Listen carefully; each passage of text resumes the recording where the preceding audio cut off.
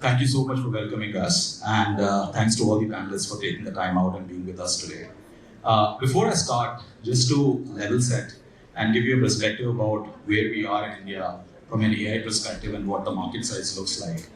The BCG and the NASSCOM report talks about that by 2027, the Indian market is going to be 17 billion in terms of AI, and growing at the rate of about 25 to 30% year on year. We see many technologies come and go like a fad, but about AI today, we see that it's not the question of when and not if, but it's today.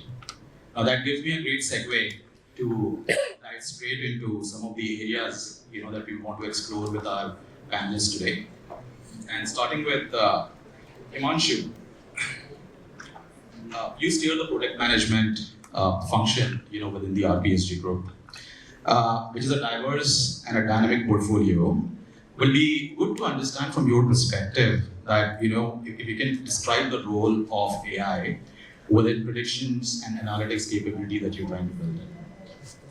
Yeah, hey, so maybe I can talk about a couple of areas where we have been really been able to get in and use AI, LLMs in a meaningful way. First one is definitely figuring out things around customer feedback. So there's a lot of customer feedback, including Play Store reviews, in-app reviews that we collect across different interfaces, across social, and so having that all together and even passing it through the LLMs that are available out of the box today helps us get that more granular topic level insight into what's working for us, what's not working for us, and thereby enabling us to create that feedback loop to go back and correct what's off.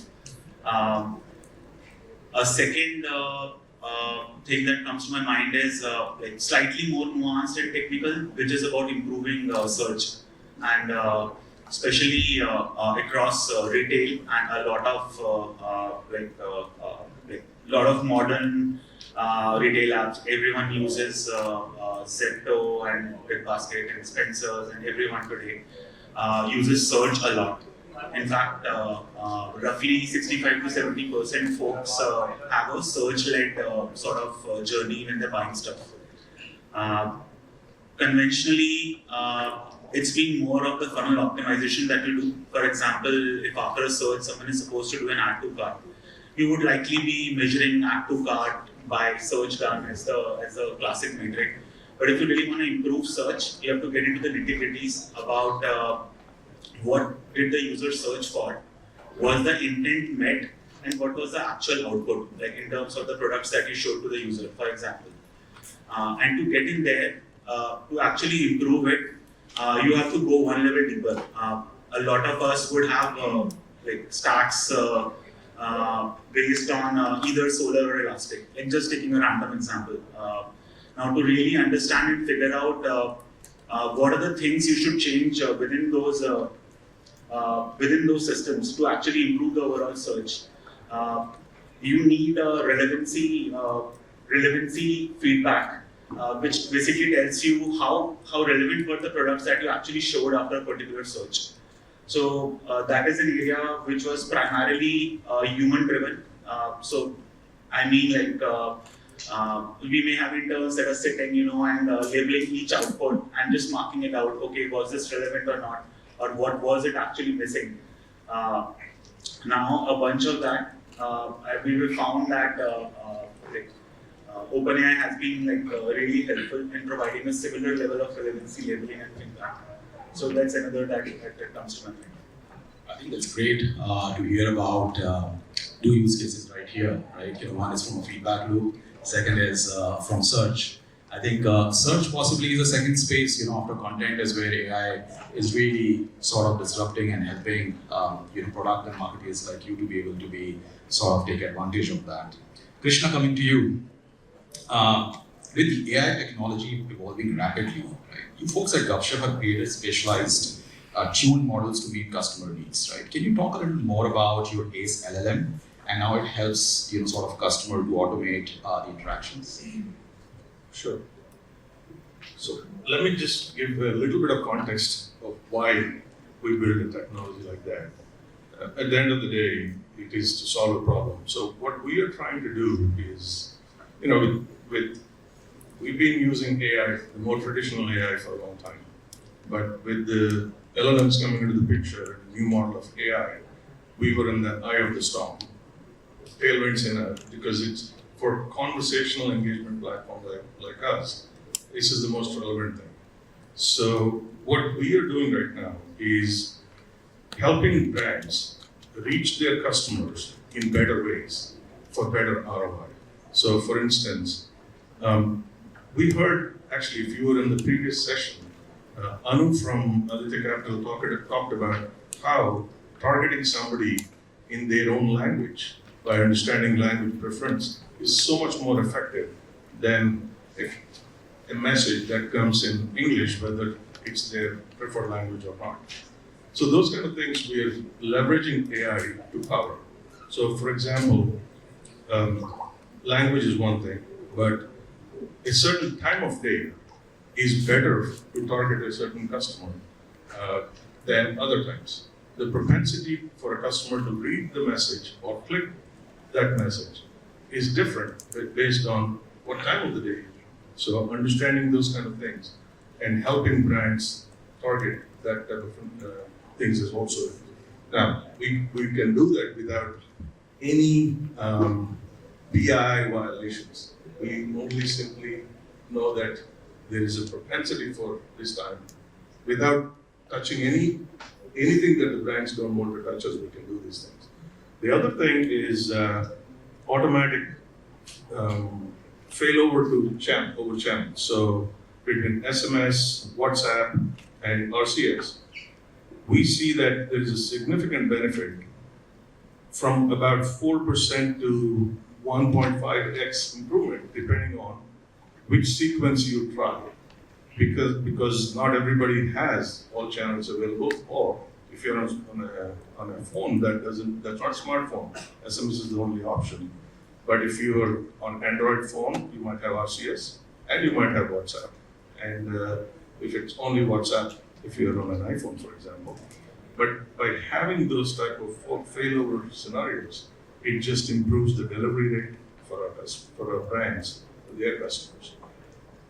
And beyond that, there are a number of other things we do to help our products also improve. So, for example, when a brand has agents that are communicating with their customers, they might type something quickly, but AI can improve the language that has been created but typed over by just making a simple suggestion. They can accept or not accept. So there are a number of different things we do. But as you all know, the pace at which this technology is evolving is mind-boggling. What I say today may not be relevant next week. So what we do is we have an army of engineers, a small army, that is constantly working on different models that are coming to market. So we are working on 8 of the latest and greatest to see what each one does, how to leverage each one. So we are staying on top of everything that's going on. But why we created our own ACE LLM is for a couple of reasons. One is for our use cases and for our data sets, we are able to better optimize the results and eliminate hallucination or reduce hallucination significantly without LLM. The second reason is we do have brands that do not want their data to leave the country because of some regulations and constraints. So we can host this in our regions and serve the answers from within the region. So these are all the reasons for which we created our own LLM as well, which is actually a base model we take from the public domain, and we do the fine-tuning, we do the training for our use cases, and it just is a better solution for our brands. Very interesting. I think great to hear that how a tech provider like you is focusing on helping brands do a lot of personalization, trying to find scenarios where you fail over, but you still reach to a customer from different channels. At the same time, keeping privacy in mind, which becomes very important. So just one more interesting use case. What we are seeing brands do is that we're talking about more and more of scenarios where support use cases or even sales use cases. The first interaction is a two-way interaction with a bot instead of a human. And then when the interaction reaches to a point where the customer says, now I want to talk to a live person, you bring the other person in. But the initial interaction now is so rich because of the LLM-based technology that we use compared to what we were able to do before. And what we were able to do before was possible with tremendous amount of work. Now that whole barrier has dropped significantly. It's hard to tell today in terms of the interaction that you have with a chatbot. It's become so rich, and eventually it's solving for a problem which is relevant. Thanks, Krishna. Coming to Nishant. Nishant, in your business, you come across varying customer profiles and preferences, all day long that your brands cater to. We'd love to hear that how you utilize AI-powered capabilities, to drive customer-centric experiences. So, I think I'll actually try to take a step back, right? I think AI actually has a much larger role to play in terms of the overall scheme of things of what we do at Policybazaar, right? So one of the biggest use cases that we see AI, of course, we partnered with the likes of Gupshup to improve customer experiences by human-like conversations, of course, assisted by humans and interventions in the right places wherever required. However, there are larger use cases in terms of fraud, for example, that we look at today. So today, we use AI at a very, very large scale to be able to detect certain patterns in terms of behaviors and doctored images, in terms of the KYC processes, or even for that matter, the video calls for live detection, etc., to be able to reduce risks on our business. And that's one very, very important use case that we look at from an AI perspective, and that helps improve overall experiences as well. So that's, I think, from a consumer centricity. Another thing that we do is today what happens is that insurance is a product that is a need-based product. People, you don't wake up in the morning and say that today is the day I'm going to buy insurance, right? So what we do is now a lot of people come to Policybazaar in hopes that they will get the right product because they can choose from what's available in the market. And a lot of these people are also people who have certain pre-existing diseases. For example, if you come for a health insurance or a term insurance, right?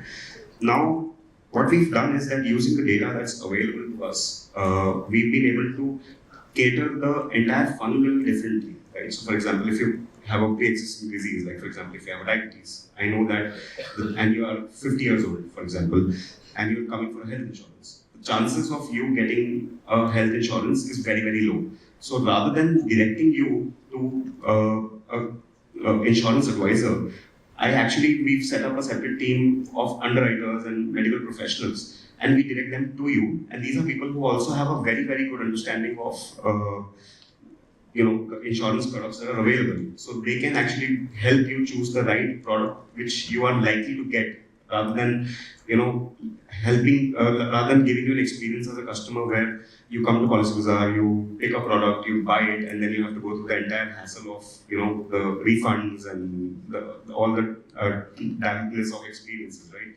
So those are things that we've been able to do that helps the customer experience overall improve by redirecting them.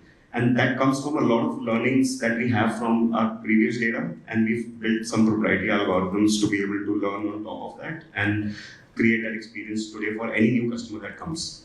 So that's, I think, one place that we are able to deliver to the customer better.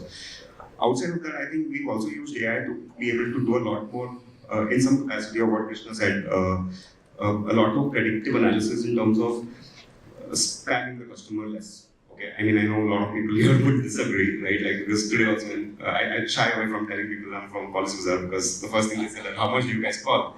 But if you think about it really, is that firstly, insurance is a product that's not it's not pull, it's push product, right?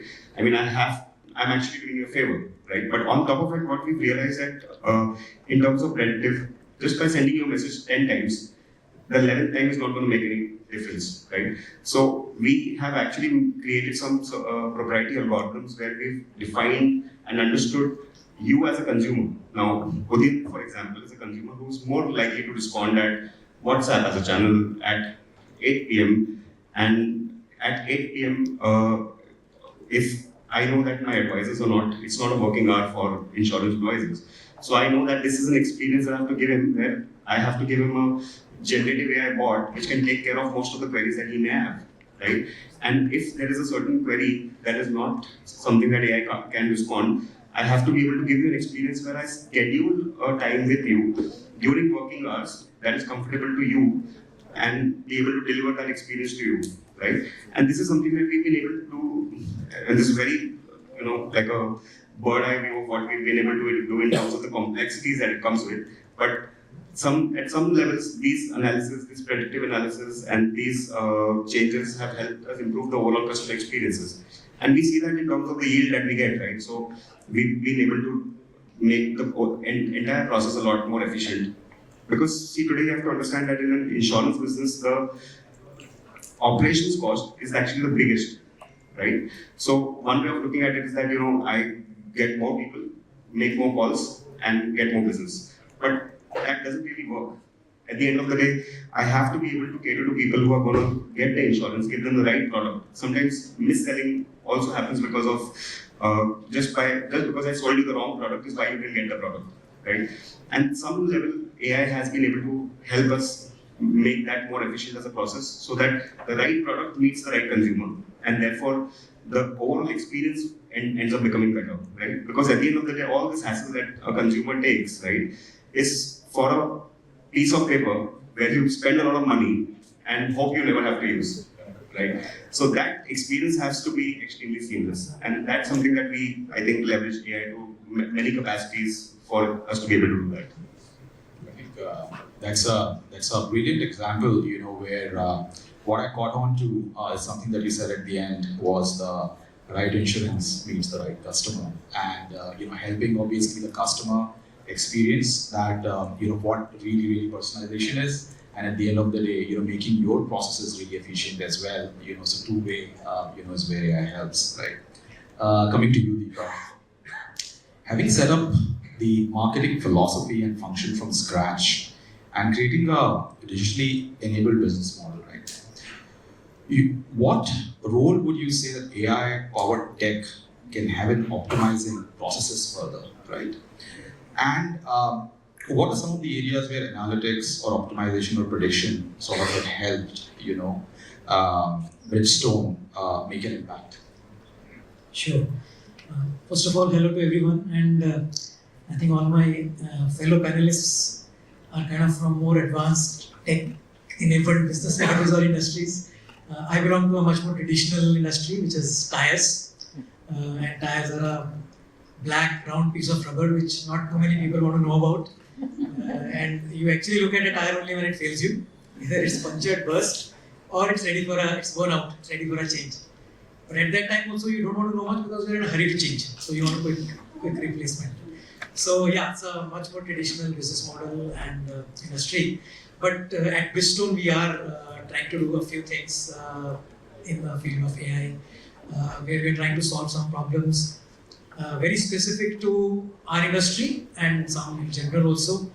But final intent is to either have a better process optimization, or drive better customer satisfaction, or create a totally new capability. So let me share a couple of examples from what we are doing. So we have tires for consumers, cars, but we also have tires for commercial segment, which is trucks and buses and fleets. And for the fleets, we have a business model where we don't just sell tire, but we sell tire as a service. So it's a kind of business model where you place the tire, you maintain it, but you charge on the basis of mileage or per kilometer, price per kilometer kind of business model. Yeah. So in this business model, it's very difficult to quote a price, because when you sell to a fleet, how much that tire finally will run, you don't know, because tire running depends on many things. it depends on, first of all, the vehicle, whether it's how many tires are in that vehicle, then what road conditions it will run in, what is the load in the vehicle, what is the driver behavior, etc., etc. There are so many factors which will determine how long the tire will last. So we have a lot of past data of the running of the tires, in what conditions, how much they've run, how their wear out happens over time. We have records of that data. So we've used AI to build some algorithms based on that data to predict what could be the life of the tire based on the fleet running conditions. So when our sales guy goes to that fleet customer and wants to make a sale and predict what kind of price he should quote, you get a few data from the customer, what is your condition, what kind of drivers are there, what kind of roads it will go on to, etc., type of stuff, and then put that into the model and figure out a range of how much the tires will run, likely to run, and then based on that work out a price per kilometer and then quote that. So that's one example which is very, very industry specific. Another example I would say more generic, it's in the area of marketing. So we do have a huge, that's in the consumer segment, huge kind of consumer database of our users. And we are seeing how to approach them when they come to a repurchase or for advocacy and stuff like that. So the database runs in the millions, so there are a lot of people there. So we are looking at generative AI on how do we do personalization at scale, right? Which is one of the most typical use cases for Gen AI. So we are crafting these messages which are very personal in the form of text as well as visual. And the visual depends on the data we have of the customers, like which city the customer belongs to, what car he or she uses, and a few other things. And by putting that into leveraging the DALL-E text to image model, we are able to generate very personalized images and then build a very customized, personalized message which goes to the consumer. So this is something which versus a non-personalized message is giving us a much better conversion rate in terms of buying the tire or other actions which we expect from the consumers. So these are two examples I could share of how we're using AI. Great, Deepak. I must say you're very humble when you started and said that, I'm from a traditional industry or a company. Looks like you have deep usage of AI that you're doing in your space, I must say. However, let's move to the second phase of our discussion, right? First was we looked at multiple ways, we saw different companies, traditional consumer-facing tech companies, where AI is really, really helping, both the end customer and the brands itself, right? The debate that's going on today in the field of AI is between human and being artificially very different, right? I would love to spend some time with all of you and discuss that how can AI-enabled practices be more human-centric and less artificial, right? This question is open to anyone to pick up, and let's spend some time discussing that. So maybe I'll pick that up first. I think where a lot of this is really misunderstood is a lot of business leaders, a lot of folks, a lot of teams, they're actually thinking of AI as a way to save some money. And I feel the true motive is not in saving money, but enhancing the customer experience with the technology. What that also means is instead of just doubling down blindly on automation, it has to be more about augmentation. So helping support teams, for example, like you're taking the example of how AI is penetrating customer support as a domain. There's a lot of effective ways in which AI is being used right now to ensure better resolution times or a better resolution rate, or like the tech he spoke about. At the starting of it, you have an interfacing AI that figures out what the true problem is, and with that context, helps the human agent actually solve the problems better. So I feel that's how, at the moment, the tech is not completely ready for automation, but for improving UX by being more human and actually helping humans out enhance their efficiency and overall providing a better experience. Okay, so I think I just piggyback on what Himanshu said, right? So this is typically the area that we are actually going in, right? See, what's happening is today, typically what happens is that you get a call, hi sir, aapko insurance chahiye, right? We want to move away from that, and we are on the path of moving away from it. Because what's happening is that today consumer is slowly starting to realize the importance of insurance in their life, and that importance is beyond tax saving. And they've started, and I think, of course, George, like the pandemic and everything, teaches us those things to be ready for it, right? So what's happening is that AI, like he said, is more of an assistive function to help them get to the part where they are in the consideration set from a marketing perspective, and from the consideration to the sale is where the human can actually come and become a transition from an agent to an advisor. And that is how humans are also being able to do jobs better, right? Like this is the way we see it, is that our agents are now service advisors, right? So that's a very, very big shift in terms of how AI is going to enable, or AI is rather helping us today enable our advisors better, to be able to sell better, to give the right product, to help them make the right decision. It's more consultative because there's a lot of information that AI is taking from our own libraries, right? Because today we have an entire repository of what plans are available, what age group will get what benefit, what medical conditions get covered, what has a waiting period, what doesn't have a waiting period. If you have a certain ailment or if you've gone through a certain procedure, will you be eligible to get a plan, etc. or not? These things today AI is being used to answer for in place of the consumer, right? Because to think about it, we have to be consumer centric, right? Today, you as a consumer can choose to be more comfortable on a call with a human, right? Because that's just who you are. On the other hand, I as a consumer, I want as little human intervention as possible. I order from Zomato very frequently, but the moment the person calls me, "Sir, aapka address kahan hai?" right? It irritates me as a human, right? So just that's how I am. Now, as a B2C brand, you have to be prepared for each consumer in the perspective that is comfortable for them. You can't say it's my way or the highway, right? You have to be prepared for the consumer than for what you want to drive as a narrative. And in that narrative, there are a huge set of, and constantly growing set of people who want to do their own research, want to learn their own ways, because they don't want to buy into the narrative a brand is trying to sell. So they want to do their research. Once they've made up their mind, is when they want to simply validate what they are thinking through a consultative approach, and that's where human intervention is more meaningful, more valuable in context of our business, and not just in Policybazaar, not just in insurance. We talk about any financial product for that matter. Like mutual funds has grown, SIPs, the concept has evolved, etc.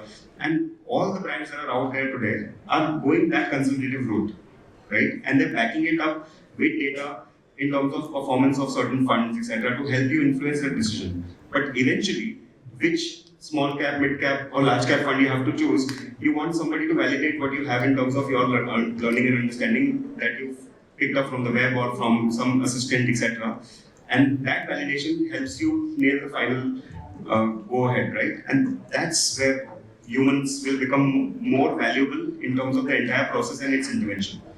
And that's, I think, where we are headed. And I see a lot of brands on similar paths, so I think we're almost there. And you said most of it, just to add to that, the net answer is that you need a human. At this stage, the development is such that you need a human intervention. So what you talked is that AI is assistive, and hence finally it's close by human beings. I would also look at cases where AI is actually biased or does give an incorrect output. That's also a place where it's important to have the human intervention to actually filter it to see the output is correct. And what is more important in that case is to build a feedback loop also into the final algorithms so that it learns to be less biased in future or less incorrect in future. And that will finally lead to AI itself being more human-centric and having more empathy and stuff like that. That's a very important part, I guess. Thank you for closing the loop, the feedback loop on this. This is an interesting and challenging question. At the end of the day, these models are created with data created by humans. So all the flaws humans have is captured in their data. The bias or incorrect data, whatever is there. So it depends on how your model was trained. What was the base data that was used to train those models. So that is inevitable. Some models get better and better over time. And I think everything will get better over time. But the question you asked is more about how do we take the artificial out of artificial intelligence. I think this problem is more relevant now than ever before, because in the classic, I guess we can call it classic AI, not the yesterday's AI, was more focused on specific problems, and it was very curated, very well trained on a certain set of things. So it's either right or wrong, but it's just less of artificial versus real, relatively, to today. So I'm sure you all, at some point or the other, saw images generated next to each other, but can't really tell which is real and which is artificial. I think that's a very genuine problem and a real problem, because this technology is getting that good. Now, you're talking about how to detect these things. Not everything that this technology is able to do is easy to detect, just like these examples, but with a keen eye, or maybe other algorithms can detect what is being generated. So I'll give you an interesting thing I heard. So when ChatGPT came in, one of the big fears teachers in schools had was that students are using ChatGPT to find the answers and submit their essays, and teachers are like, they are not in the thick of technology to figure out exactly who did what, etc. So one of the things that I discovered was available is another tool that can take the output submitted by the student and tell you whether it was written by the student or artificially generated.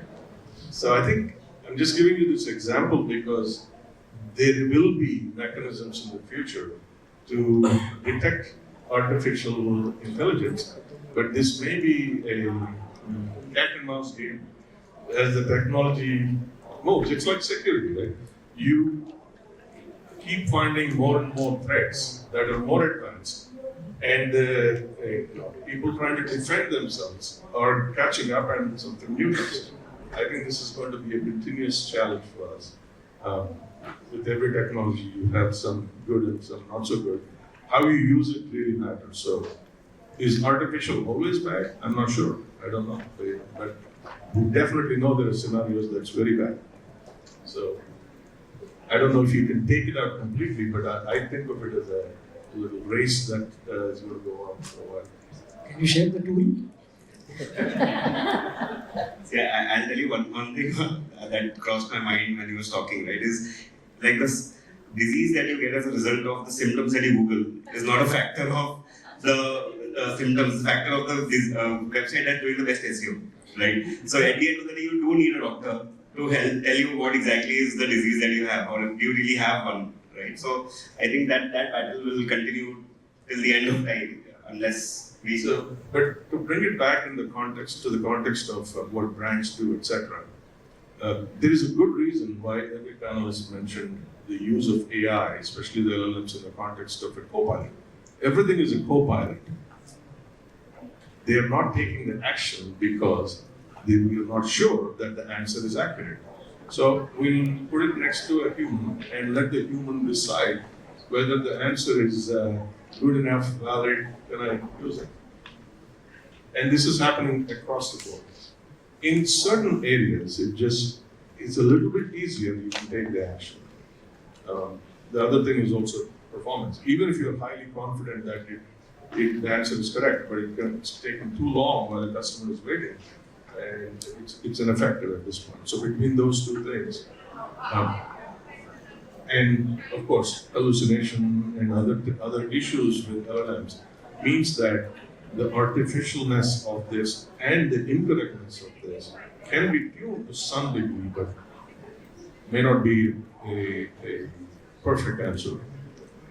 We would also add just one final thing. The humans you put also need to be special. I mean, they need to have that training. It can't be just I'm glad to see that the leaders of today's businesses are just not focusing on taking advantage of the AI, but keeping the humans or their users that we all are at the end of the day right in the middle of it, right? Now, having said that, we look at multiple use cases, right? Some very technical in nature that the businesses are using today. It will be great if you can spend, and that will bring us to the end of this discussion. Maybe a couple of minutes each, to talk about that in the next 6 months or 12 months, right? If you're thinking of any particular use case of AI which will have a significant impact on your business. Okay, let me start. So one of the current models we have,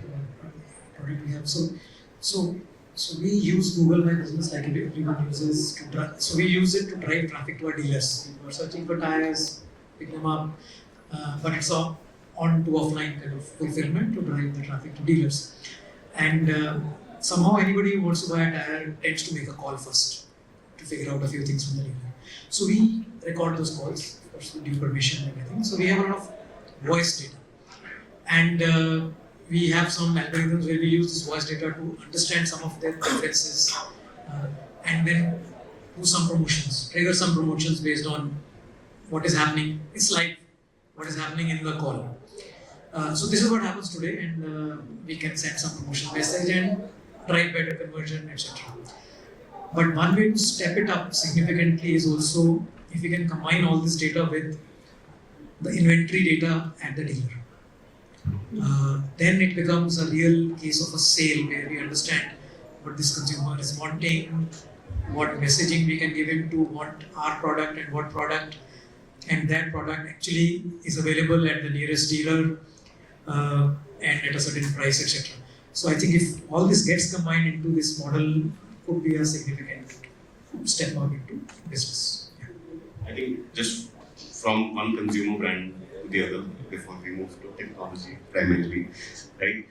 I think what it's going to do, and it's already on the path of, like we discussed in the last couple of minutes that we've spent here, is it's going to move towards operational and customer efficiency and experience. Okay, I mean, I don't know if that makes sense, but what it's going to do is that it's going to avoid and help brands flag if there is any wrong communication that's going to the customers, right? Especially at scale at like the likes of banks and Policybazaar, the scale which you operate. Of course, the calls are recorded, right? But it's not very practically possible to monitor each and every call. So AI is going to take care of certain things by putting certain checks in place. Like I said, it's going to help the customer become a little more evolved in terms of what they want or what they should get. It'll help the humans get a little more consultative and grow in that approach. And overall, I think it's a technology that can fit everywhere. So today, if the customer chooses to come to me on my mobile app or on my website or on my WhatsApp channel or on a messaging service channel, or even for that matter, come at 3 a.m. in the morning, we should be able to give the customer the same experience that a human would otherwise be able to give, is where AI is headed. And we see that happening to a very large extent already. And we hope that it will continue to happen and help people grow as a part of the process over the next 6 months to 12 months. So that's right. Why don't we let the brands go first? We'll talk tech later. Alright, so I think you guys have almost covered everything. So maybe I'll talk more about possible frameworks that we're planning to leverage and build upon. One interesting use case is about listening to the market insights or listening to what's going out there on the internet. So in a more classic setup or the yesterday's setup, you had to have a scraper. On top of that scraper, you had to have a sort of a knowledge graph that actually understands what the what the scraped information is about. And it was actually a pretty lengthy process, not accessible to everyone. And it takes quite some while to sort of set that whole system up, and then it changes too fast. You have to upgrade your system every few months or quarters, instead of that, the new framework is plugging in a scraper plus an LLM, where the LLM basically understands and helps you get information about a lot of competitive insights, analytics, price comparison, what the brands are launching, and even information about yourself. What are people writing about you? What do they think you're doing wrong or right? So that's a sort of a framework that I feel would be super helpful, and that's what we're planning to work on. A second one, I think is similar to what you guys may be doing by building your own LLM is we're trying to do some similar experiments, pick up a base model from Hugging Face. We have 3 years of searches, trying to fine-tune our models so that the first part of interaction with the customer support, over there the intent can be clearly understood. I mean, understanding intent is not the biggest problem. Whenever anyone reaches out to you and starts a chat or anything, if you're able to understand the intent right, you'll be able to point them in the right direction. Right team members, like in his case, advisors, right sort of advisors or doctors or other folks. So that's a second part that's top of my mind. So exciting here, and if your tech works better, then maybe please. It looks like I have a customer support issue here. So I think of this in 3 different buckets, and I'll tell you why. The pace at which these things change, I cannot predict. You said 3 to 6 months to 12 months, I have no idea how fast what will happen. The first bucket is the maturity of all these use cases that are very compelling, that either deliver better results, higher quality results, or better efficiency. All 3 are possible in each of these cases, whether it's language translations or efficient customer support or better prediction and recommendation type of things. The second category of things I think about is, with the language models in place now, the newer technology is action models. So what I anticipate happening is that it's not just doing everything the language models do, but action models now can take action. Confidence level matters, but that's the path for the next wave of AI technology. And the third bucket I think of is, at the end of the day, today's models know what we fed them, but they're really good at extracting all these parameters from the data and whatever number of billions of parameters, and the volume of that improves the results. But what they don't do today, but the technology is just beginning to do this, is self-learning. As we learn, as these models start to learn, they'll leapfrog everything else, and the quality of everything will be significantly better. So I think those are the 3 different categories of technology evolution and its implications on the different use cases. And once the action models come, you can power a number of things that can be taken without a human intervention. You could do that, and then they might just get smarter than us once they start learning self-learning. There are some experiments that are actually going on in the gaming. Today, if you feed the AI model how to play a game, you get as good as the best human. But then, if it becomes self-learning, that can still happen in other technologies. Because without going into the weeds, there is definitely that. So not to scare you or anything like that. Absolutely. That brings us, to the end of this discussion. And thanks, Deepak, Nishant, Krishna, Himanshu. for unpacking and sharing a lot of your tactical and strategic insights about what you're doing today, and probably what it's there to come in the future. For me, what I'm walking out with, I'm very excited to see that when we come back here next year, what would possibly AI be doing, right? And what are the use cases that would have uncovered? Thank you so much, everyone.